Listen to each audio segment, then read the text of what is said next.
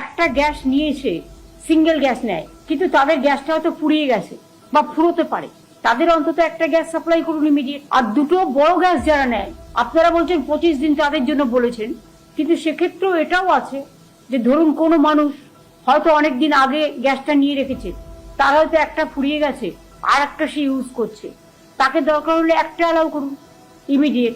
আপনারা যে সাপ্লাই করবেন গ্যাসগুলো, দরকার হলে আমরা গ্রিন চ্যানেল করে দেবো, যাতে গ্যাসগুলো সাপ্লাই ঠিক মতো এলাকায় এলাকায় হতে পারে। আপনার কাছে কত স্টক আছে, আপনি কত সাপ্লাই করতে পারবেন, কত সাপ্লাই করছেন, ডোমেস্টিক যাতে কোনো অসুবিধে না হয়, ছোট ছোট রেস্টুরেন্টের যাতে কোনো অসুবিধে না হয়, আইসিডিএস এর সেন্টারে কোনো অসুবিধে না হয়, টুরিস্ট সেন্টারে অসুবিধে না হয়, এই দিকটা আপনারা প্রায়োরিটি দিন।